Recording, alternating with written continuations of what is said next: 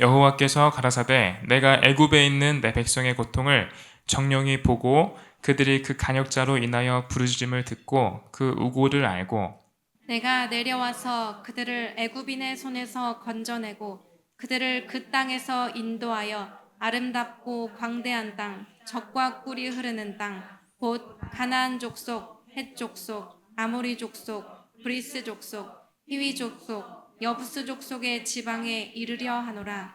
이제 이스라엘 자손의 부르짖음이 내게 달하고 애굽 사람이 그들을 괴롭게 하는 학대도 내가 보았으니 이제 내가 너를 바로에게 보내어 너로 내 백성 이스라엘 자손을 애굽에서 인도하여 내게 하리라. 모세가 하나님께 고하되 내가 누구간데 바로에게 가며 이스라엘 자손을 애굽에서 인도하여 내리이까. 다 같이 하나님이 가라사대 내가 정녕 너와 함께 있으리라. 내가 백성을 애굽에서 인도하여 낸 후에 너희가 이 산에서 하나님을 섬기리니 이것이 내가 너를 보낸 증거니라. 아멘. 네, 할렐루야. 오늘 또 이렇게 오직 예수님에 대해서 나누게 되었습니다. 오늘은 소제목이 간단하죠? 이스라엘의 구원자 하나입니다. 지난 시간에 배웠던 말씀을 간단하게 복습하고 넘어갈게요. 첫 번째 소제목이 사닥다리를 누림이었습니다. 여러분들 너무 잘 아시겠지만 사닥다리가 무엇이라고 제가 계속 말씀드렸죠? 네, 예수라고 말씀드렸습니다. 그래서 우리가 예수를 말미암지 않고는 하늘의 것을 우리가 도저히 얻을 수가 없고 또 우리의 기도도 하늘로 상달될 수 없다고 말씀드렸어요. 그래서 우리가 사닥다리를 온전히 누리기 위해선 첫 번째로 예수의 이름으로 기도를 해야 되고 또 예수의 말씀을 따르는 자들이 되어야 된다라고 말씀드렸죠. 두 번째가 적은 능력을 가지고도 라는 것이 두 번째 소제목이었습니다. 이 두 번째 소제목을 말씀드릴 때 제가 어떤 교회를 말씀드렸는지 혹시 기억나세요? 네, 빌라델비아 교회를 말씀드렸죠. 빌라델비아 교회의 특징 중에 하나는 그들의 능력이 많지 않았다는 것이었습니다. 그들은 남들보다 결코 많은 능력을 갖고 있지 않았고 많은 돈도 갖고 있지 않았고 많은 은사도 없었습니다. 하지만 그들은요, 아시아 7교회 중에 가장 크게 인정받은 교회였고 예수님께 가장 크게 사랑받은 교회였습니다. 예수님께서 말씀하셨죠. 내가 너의 행위를 아노니 네가 적은 능력을 가지고도 내 말을 지키며 내 이름을 배반치 아니하였도다. 이렇게 말씀하셨습니다. 이것을 통해서 우리가 알 수 있는 것은요, 우리가 예수님을 기쁘시게 해드리는 방법은 남들보다 많은 것을 드리는 것이 아니라는 것입니다. 남들보다 많은 것을 드린다고 여러분들이 예수님께 더 큰 기쁨을 드리는 것이 아니라고 제가 이 시간 말씀을 드립니다. 그래서요, 예수님께서 기뻐하시고 아니고는 우리가 예수님께 드리는 것에 액수나 또는 규모에 달려있는 것이 아닙니다.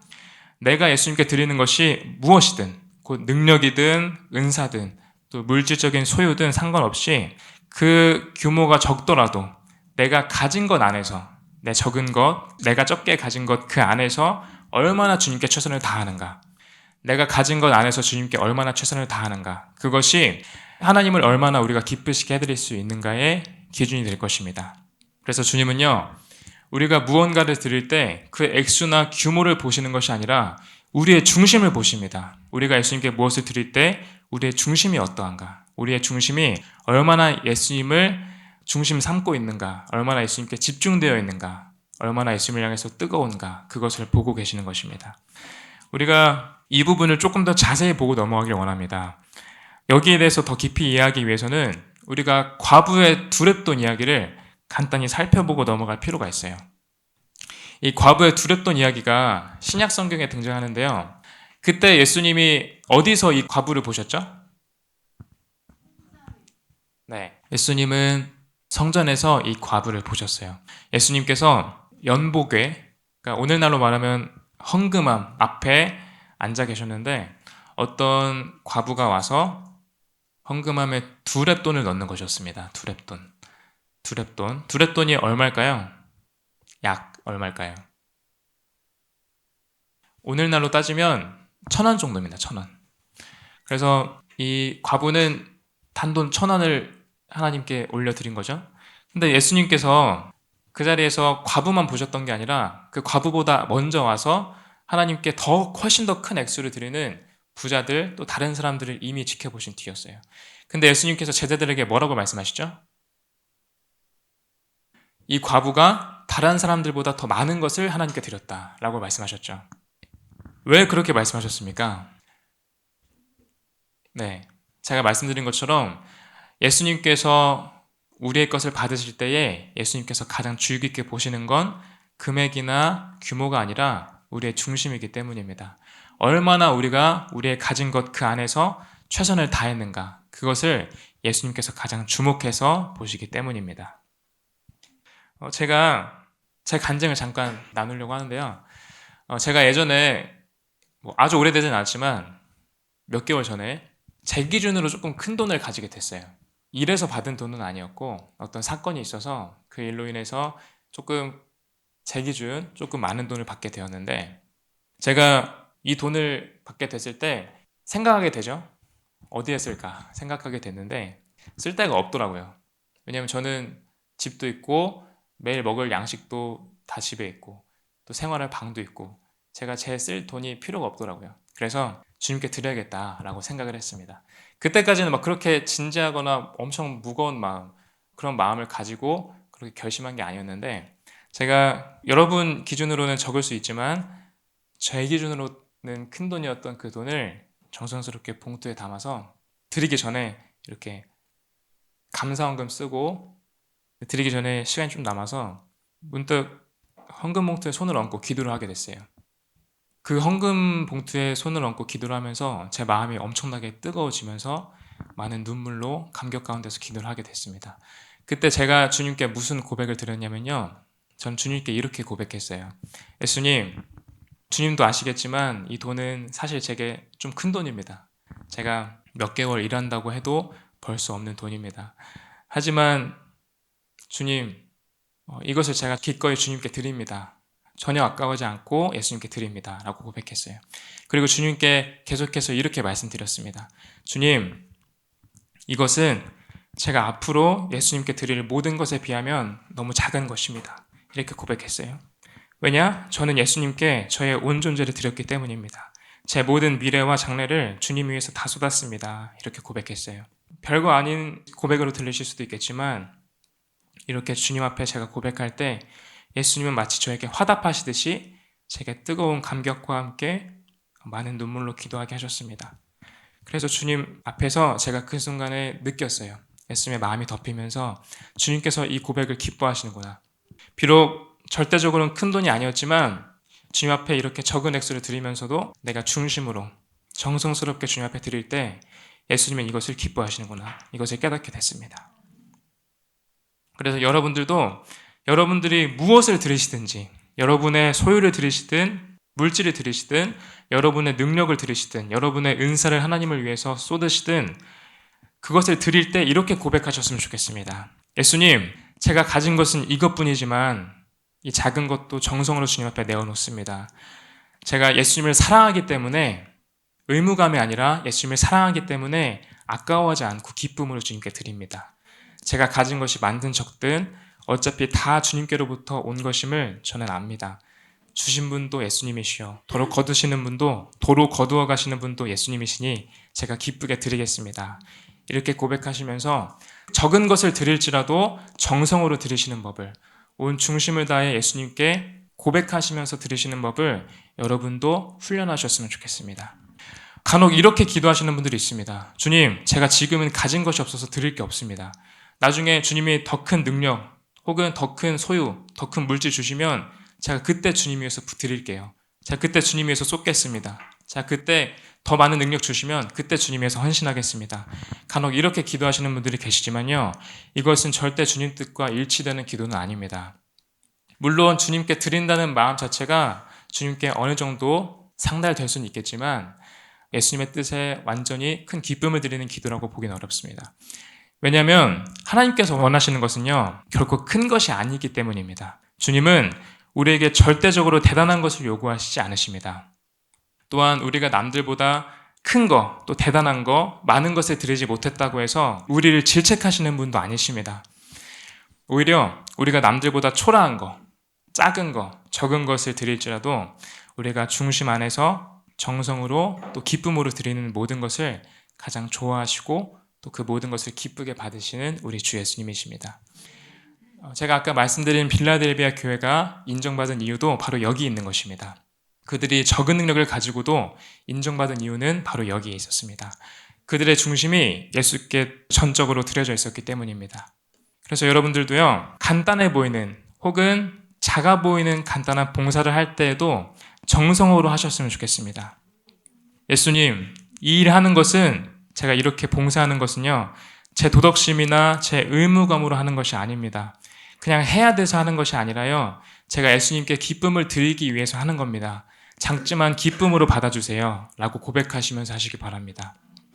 또한 적은 예물을 드릴 때에도 그냥 생각 없이 늘 드리던 거니까 생각 없이 습관처럼 적어내지 말고 짧은 시간이라도 여러분이 드리는 그 예물에 손을 얹어서 기도하시고 드리시면 좋겠습니다. 주님, 적지만 제가 여전히 주님 위해서 드릴 수 있는 것이 있음에 감사합니다. 이렇게 고백하시면서 드리시면 주님께서 그 마음의 고백을 기쁨으로 받으실 것입니다. 여러분들이 봉사를 하시든 예물을 드리시든 혹은 어떤 섬김을 하시든 사람에게 티낼 생각하지 마시고요, 예수님께 티를 내도록 애쓰시기 바랍니다. 그래서 저는 무엇을 하든 이렇게 고백하려고 했습니다.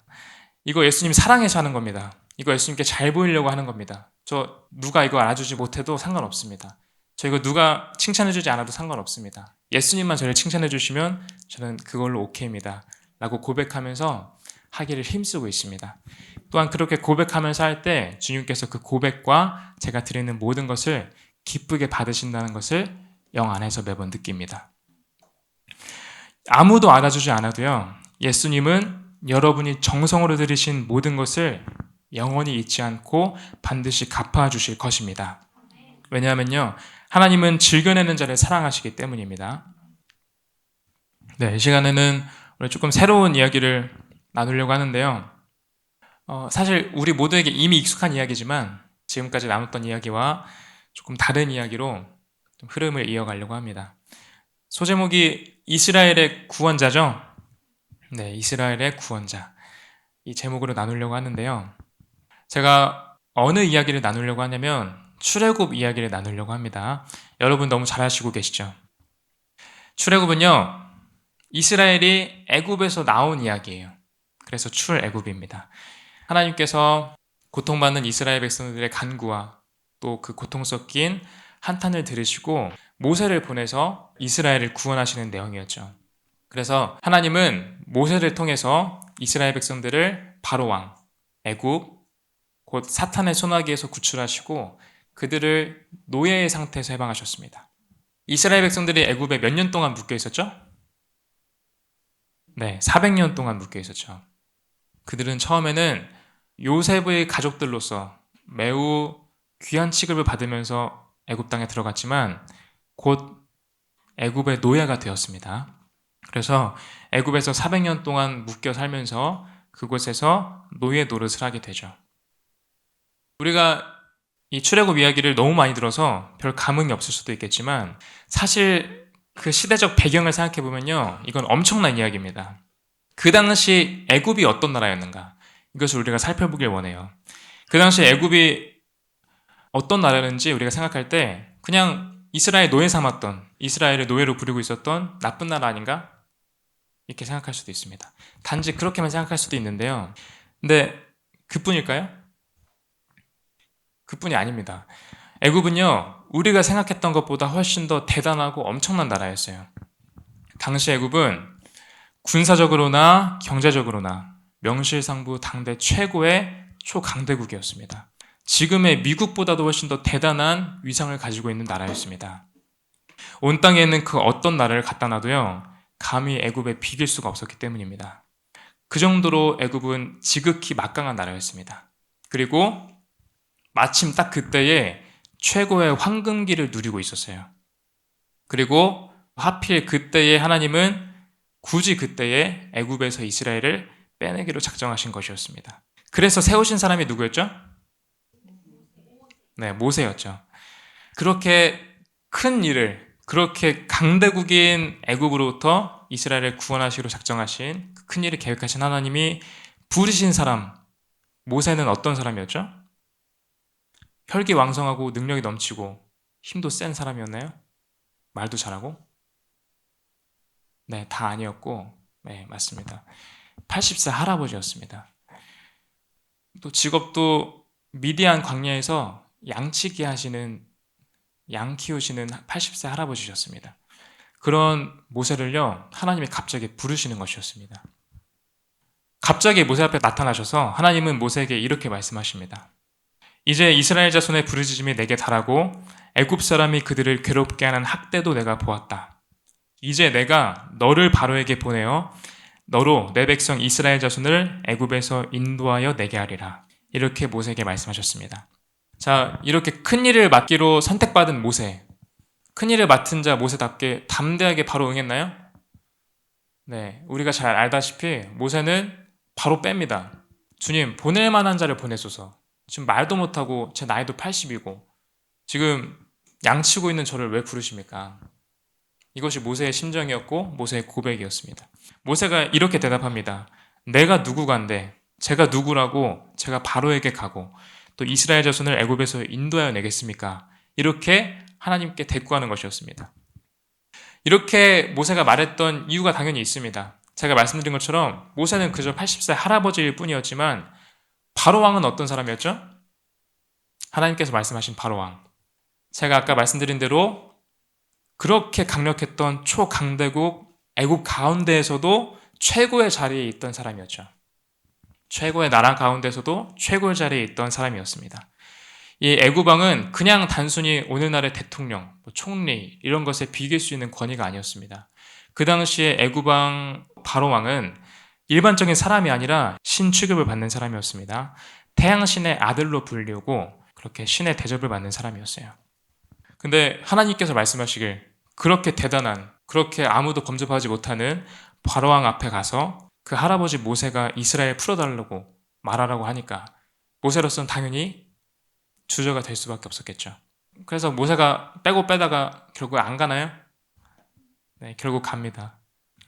모세 할아버지가 지팡이를 짚고 아론과 함께, 더 나이 많은 아론 할아버지와 함께 바로왕 앞에 서게 됩니다. 그리고 바로왕을 대면하죠.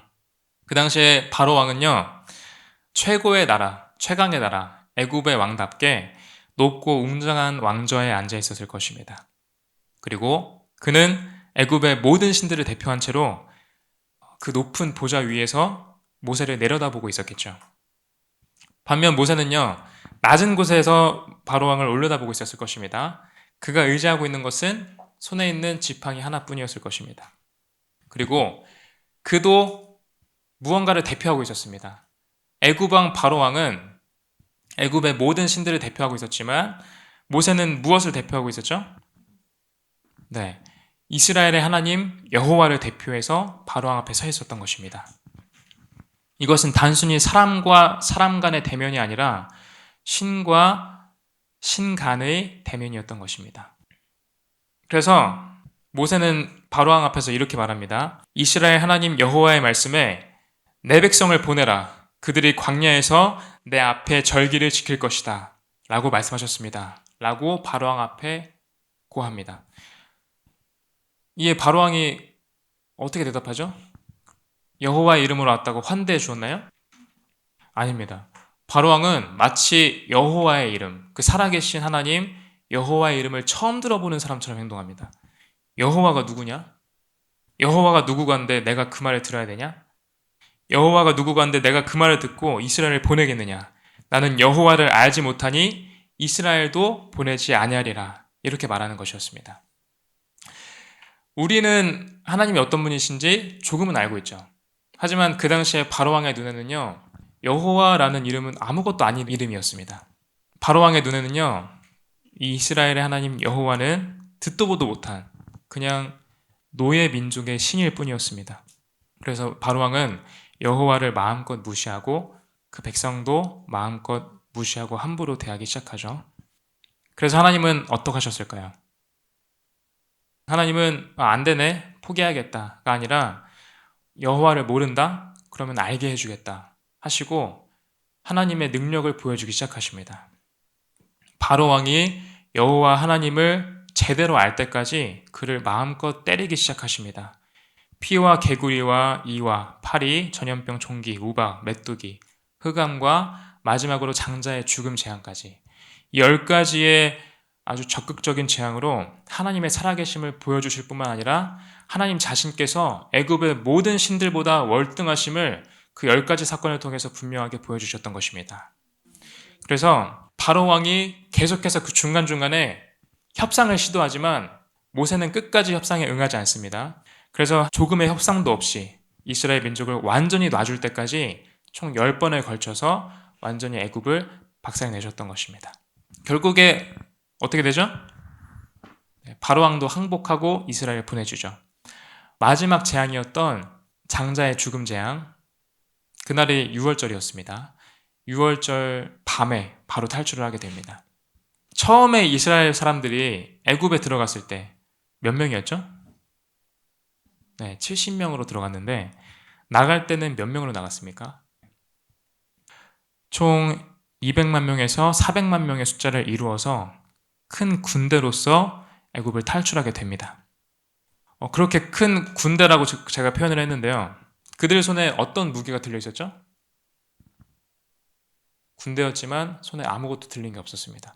하지만 그렇게 아무 무기도 없는데 그들은 초강대국 애굽을 처참히 무너뜨리고 그곳을 당당하게 탈출했습니다. 애굽의 모든 사람들은 그들을 순순히 보내줄 뿐만 아니라 그들 손에 수많은 재물까지 얹어서 얼른 나가라고 보내주게 됩니다. 이스라엘 백성들에는 분명 아무것도 들려있지 않은 빈손이었지만 그들의 무기는 분명히 있었습니다. 단 하나였죠. 만군의 하나님 여호와의 이름이었습니다. 그들은 손에 아무 무기도 들려있지 않았지만 오직 하나의 이름, 만군의 하나님 여호와의 이름으로 담대히 애굽을 처참히 짓밟고 탈출하게 됩니다. 그렇게 감격하는 가운데 이스라엘은 출애굽하죠. 이 이야기는 우리에게 익숙한 이야기입니다.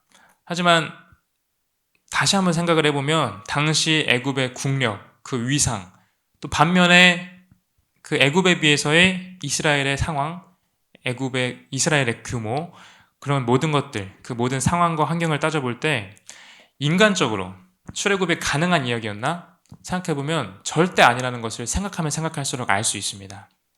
아무리 생각해도요, 눈에 보이는 현실상으로는 이스라엘은 애굽에서 나올 수가 없었습니다. 모든 상황과 환경이 이스라엘의 출애굽을 저지하고 있었습니다. 그들이 불가능하다고 외치고 있었습니다.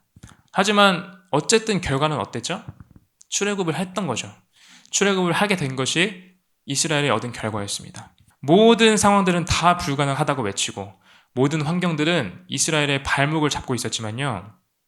그것이 가능했던 이유는 많지 않습니다. 아까 말씀드렸지만 딱 하나밖에 없습니다. 여호와께서 그들을 부르셨기 때문이었습니다. 제가 지금 몇천 년 전 이야기를 드리고 있는데 이게 그냥 몇천 년 전 이야기일 뿐일까요? 네, 아니겠죠? 이건 잘 아시다시피 우리 이야기입니다.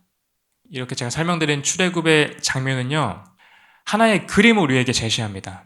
사람이 어떻게 예수를 통해서 구원을 받고 어떻게 세상으로부터 구출받는가, 그것을 가장 직관적으로 보여주는 가장 선명한 그림입니다.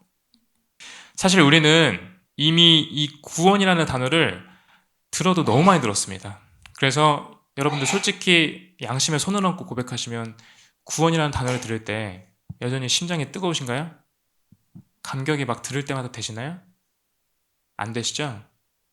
되시면 죄송합니다. 근데 우리가 이 구원이라는 단어를 들어도 너무 많이 들었기 때문에 이제는 심지어 무감각해질 지경이 되었습니다. 하지만 이것은 분명 정상적인 상태가 아닙니다. 우리는 다시 깨어날 필요가 있습니다. 우리는 분명 너무나도 쉽게 구원받았지만요, 예수님은 우리의 구원을 위해서 저 세상과 가장 치열한 전투를 벌이셨습니다. 예수님은 우리의 구원을 위해서 그분의 모든 것을 전부 다 쏟아부으셨습니다. 그리고 자신의 모든 것을 대가로 지불하셨죠. 성경은 표현합니다. 나를 사랑하사 나를 위하여 자기 자신을 버리신 하나님의 아들 예수시라고 고백하고 있습니다. 예수님께서 우리를 위해서 그 모든 것을 다 쏟으시고 우리를 대신해서 모든 것을 다 지불하셨던 이유는 사랑이었습니다. 그래서 그분께서 우리를 사랑하셔서 우리를 위해서 지불하신 대가가 무려 자기 자신이었던 거죠. 사람이 사람을 위해서 자기 자신을 전부 드려도 대단한데 우리를 위해서 전부를 드리신 분이 누구시죠? 네, 하나님이신 예수 그리스도 자신이었죠. 그래서 우리는 이 출애굽의 이야기를 상세히 보듯이 우리 자신의 이야기도 상세히 알아야 합니다.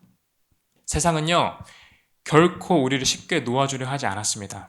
마치 바로 왕처럼 계속해서 우리와 지금까지도 사실 협상을 하고 있고 우리를 놓아주지 않으려고 무진 애를 썼습니다.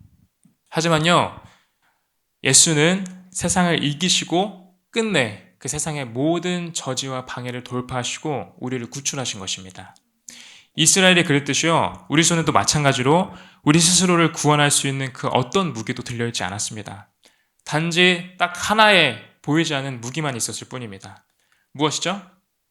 네, 이스라엘은 만군의 하나님 여호와의 이름을 붙들고 그 이름을 무기 삼아 나왔지만 우리는 그 여호와의 이름에 플러스 알파가 된 구원의 이름, 예수 이름으로 그 이름을 무기 삼아 저 세상으로부터 구원을 얻게 됐던 것입니다. 아멘. 우리는 단지 예수 이름만을 가지고 있었을 뿐입니다. 그저 예수 이름을 믿고 그 이름을 불렀을 뿐입니다. 예수를 부를 때요, 하나님은 즉시 우리를 사탄과 세상의 소나기로부터 즉시 구원하셨습니다. 그리고 이것은 이미 성경에서 약속된 바였습니다. 로마서 10장에서 주님은 이렇게 말씀하십니다. 누구든지 주의 이름을 부르는 자는 구원을 얻으리라. 아멘. 주의 이름인 예수의 이름을 부르는 자는 구원을 얻으리라 라고 말씀하신 것입니다. 이어서 주님은 이렇게 선포하십니다. 주께서는 모든 사람의 주가 되셔서 그분을 부르는 모든 사람에게 부요하시도다. 이렇게 선포하십니다. 이 말씀처럼요, 우리는 오직 예수의 이름, 오직 예수의 이름을 부름으로써 구원을 받게 되었습니다. 세상에서 가장 쉽고 가장 간단한 방식으로 세상에서 가장 귀하고 영원한 것을 얻게 됐던 것입니다.